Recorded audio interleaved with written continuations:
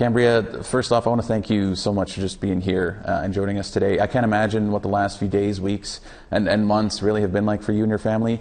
First off, how are you and your family doing?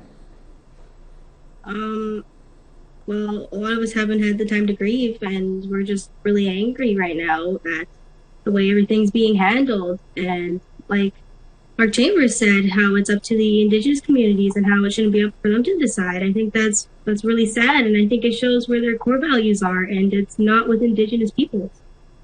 Well, so what did you think of the decision by the Winnipeg Police and the police board to say they're not going to be going ahead with a search? I think it's really sad because if you're not capable of being able to find these women, then why won't you just say that? Instead, they're beating around the bush and they're saying this and that, and they don't want to out front say it. And I think it's just wrong the way they're going about it and the way they're handling it.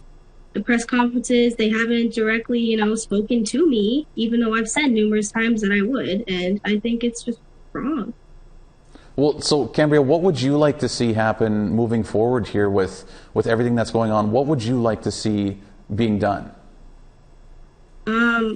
Well, because the police have backed down now and they've basically said that they will not find these women, I guess we have no other choice but to call on the federal government and all levels of government to do something, because these women deserve a proper burial and the landfill isn't a resting place. And now we're protesting at Brady because they're still dumping trash on top of remains that we've known to be there since 2012. And that anchors me too. So how many other women are they dumping trash on? Like, how many other landfills are their remains sitting in? And that haunts me. Well, and just speaking to that, the Indigenous community has rallied in the wake of everything going on. Like you said, there's been blockades. Indigenous organizations are calling for support from the federal government, like you had just mentioned. What does that mean to you to have that kind of support? I've watched my community come together in the most beautiful way. Like, we're so strong and stuff together when we're united, but it's for all the wrong reasons, and it's the most gut-wrenching situation, and we've watched it happen hundreds of times, and it breaks my heart. And Sunday when I went to the vigil, everyone held up a sign saying another missing and murdered Indigenous woman's name, and that line went for 25-30 minutes, and it didn't end. And that was my wake-up call that this is an ongoing crisis for all missing, murdered Indigenous women and girls and two-spirited people. And what would you say, Cambria, to someone who also has a missing loved one or had a loved one murdered? What would you say to them? I would just say I'm so sorry that over and over again society has swept us under the rug and accepted it and forgotten about us like as if we're nothing. And it shouldn't have happened, and it shouldn't have gotten to this point, just to make sure that your voices are heard.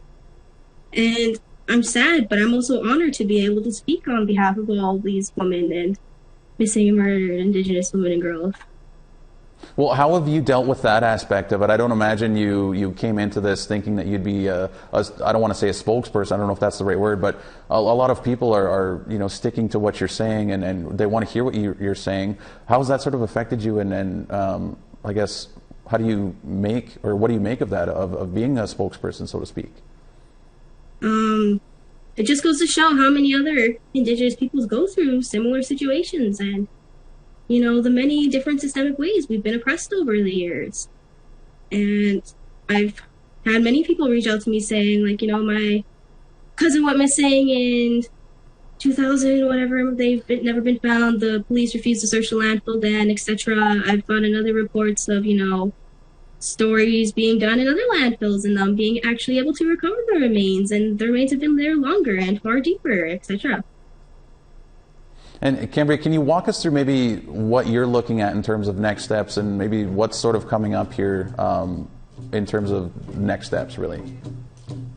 Well, last night I saw a statement released from SCO, but it was Chief Jerry Daniels and Chief Carl Wilson and Sarah Delarond and Grand Chief Roseanne Archibald all signing on calling upon the federal government and the United Nations to provide the resources and funds for any and all searches, because now this is a human rights crisis and it shouldn't have to be. Well, yeah, and it really is, and it's not just here in Winnipeg. I mean, this is a national and really international issue too, if you look at the United States. So you touched on the United Nations aspect of it. Why is it so important to get them involved as well in all this? Because the police are, I hate to say it, but, and I did say it, we saw it happen with residential schools and the unmarked graves, and how we're still digging up unmarked graves. And with the way they're handling it, potentially what they're doing is creating more unmarked graves of Indigenous peoples at a landfill. And that's not a resting place. Our women are sacred and we need to treat them like so. They deserve so much more.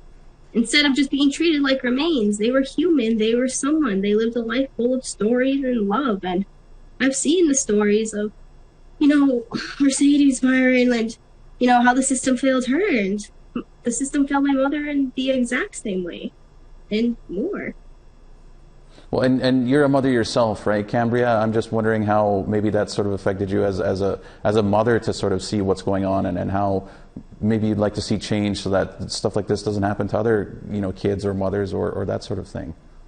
Yeah, I'm doing it for all of the ones that did go missing, and, to prevent our women from going missing again. And I'm doing it for my mother, and I'm doing it for my daughter and all the other younger generations, because I'm dreading the day that I have to tell my daughter that she has to be careful because of her race. And, I think that's very sad, and I shouldn't have to say that to my kid. And I think that just goes to show how normalized this is within society. Well, and how do we make it so that something like this isn't normal? How do we go about to make sure that this isn't something where somebody sees a headline and it's another, oh, well, it's just, here we go again. Like, how do we make sure that something like this stops happening? I know it's something that's been going on for such a long time, and it's an issue that we always need to bring up because it is such an important issue. How do we stop that from happening? I would ask the world to put their egos aside and sit down with their families and have a serious conversation on what's going on. And as uncomfortable as it is, those uncomfortable conversations is what creates change and helps you change that sort of mindset. And I do believe that if you have that kind of mindset, you are able to change it. You just got to be willing to accept it. And that's what a lot of people don't understand. And none of it's going to change overnight. There's a million different things that we need to do to address this ongoing issue, because it's not just, people going missing. It's other things leading up to that causes it. And does it give you a bit of hope? I had mentioned this before, but does it give you a little bit of hope to see so many people coming together, the community and all these organizations and politicians and advocates? Does it give you a little sense of hope that this cycle can be broken? Yeah, absolutely. It definitely does give me hope that this cycle of violence can be broken. And I think it's beautiful the way people are come together, and we shouldn't have to raise our voices. We shouldn't have to shout and, beg for non-Indigenous peoples just to hear us. Like, we have voices, and we've had voices for a very, very long time, and now the world's just starting to listen, and I'm grateful for that, and I think that's a start. And you've traveled pretty extensively all over. I mean, you're here in Winnipeg, you were in Ottawa, you've been to different vigils and blockades and that sort of thing. Why is it important for you to be going to all of these places and speaking up and sharing your voice? It's about raising awareness and sending a message that, Indigenous peoples have, we have rights too, and we have the rights to dignity, we have the rights to respect, we have the rights to bring our loved ones home and proper burials.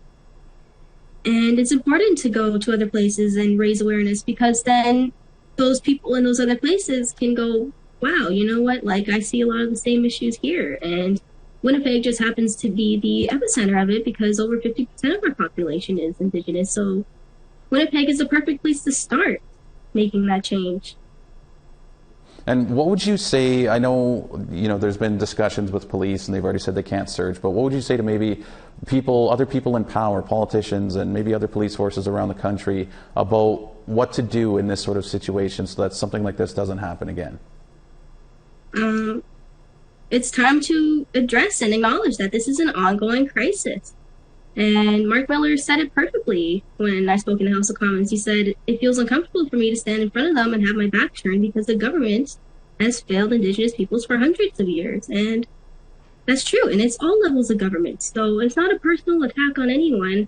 You know, it was the systems before, whoever was sitting in that chair and that person who did it. So that's what the world needs to realize. But it starts with the people in those powerful positions to be able to make that change. And when they have the power and the voices, then they also have the opportunity to listen to the people as well. Well, and listening to the people is such a great point there. And, you know, I don't want to cut our conversation too short here, but we're getting almost to that point. But giving power to the people is such an important thing to do. And I mean, you're doing it, and other advocates and that sort of thing are doing it. So I just want to say a thank you to sharing your voice. But before we let you go, just are you able to share maybe some immediate next steps of what's happening next in terms of looking for a search, maybe? Well, actually this morning I had a forensic expert reach out to me, and he was from the US, and he said that he might be able to help in some way. So I passed his information along to my chief, Carl Wilson. So, you know, that's a start, and it goes to show that the police might not be willing to help us, but we got an entire nation behind us as well. So I need your help. And you had just mentioned, I mean, this is, like I said, it's an international issue, and it seems like the whole world is sort of looking at this right now. How significant is that there's people from all over the place that are like, hey, like, we need to do something in here, maybe I can help, or like, how important is that? That's amazing. I just wish federal governments would step up, and, you know, we have the people willing to do it, so why can't you provide the funds to be able to help us retrieve these remains? I've said myself I'll get in there, and I know many other people will as well, no matter how dangerous it is. Well, Cambria, I don't want to take up any more of your time, so I want to say thank you, Miigwech, to you for joining us and speaking with us and sharing your story. We'll have to leave our conversation there for now, but this is certainly a conversation that will not be going away and something that we will continually bring up. So again, thank you, Miigwech, to you for sharing some of your story and joining us here on APTN InFocus. Have a good one.